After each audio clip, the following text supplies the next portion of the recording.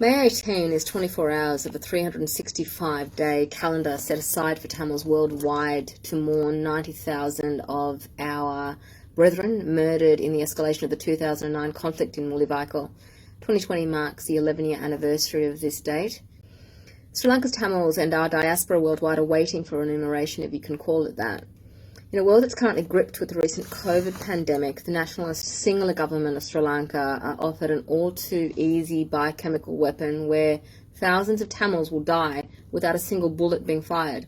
The Sri Lankan government has announced malignant plans for the use of Tamil schools in the northeastern province of Sri Lanka to quarantine infected persons in specifically Tamil-dense areas. The use of these facilities used by thousands of healthy and uninfected Tamil students without a second thought calls into question what intentions the Rajapaksa government have behind these diabolical moves. The Rajapaksa government has so far paid no heed to humanitarian aid recommendations regarding quarantine, nor UNHCRs' repeated calls for co-sponsorship of reconciliatory resolutions.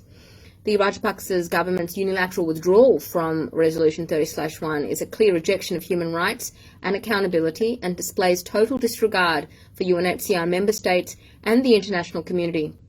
Sri Lanka fails to establish any external investigations into war crimes committed by the Sri Lankan armed forces not only against the LTTE, but tens of thousands of Tamil civilians, with 90,000 casualties from 2009 alone. Rajapaksa ran his entire 2019 election on the proviso that he would protect his armed forces from war crime prosecution to an 85% singular majority voting public.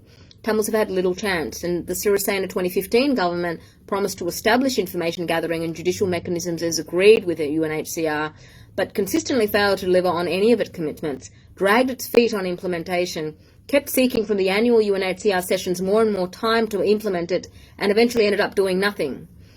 President Rajapaksa's policies are to suppress any dissent and crush demands by the international or domestic community for accountability for crimes against the LTTE, gaslighting the genocide of Elam Tamils by declaring a racially separatist war on terror, militarising Sri Lanka and appointing his own military cronies in key roles in state institutions. This latest withdrawal from Resolution 30/1 is absolutely the last straw. High Commissioner Michelle Bachelet, we need more than your regrets and require decisive action against the Sri Lankan government with external, independent, boots-on-ground investigations into war crimes. This council must follow the example set by the United States in barring war criminals from entering and attending UNHCR sessions, as they have in the past. And finally, UNHCR must withdraw its duty concessions under the EU GSP Plus facility from Sri Lanka on human rights grounds, as it did in 2010 for breach of international contract and repeated, unmitigated gross human rights violations towards Tamils. The repeated complacency and utter indifference the United Nations has displayed towards Sri Lanka's disregard for its policy, Sri Lanka's blatant abuse of human rights, and what is in reality unheard, desperate calls for justice for Sri Lankan Tamils falling on deaf ears yet again can no longer be borne. We have had enough tears and bloodshed to last generations. We will never recover when our murderers walk with impunity and the sovereign international human rights body flatly ignores the cries of our victims and martyrs. Complacency and justice delayed celebrates genocide and perpetuates generations of irreversible trauma.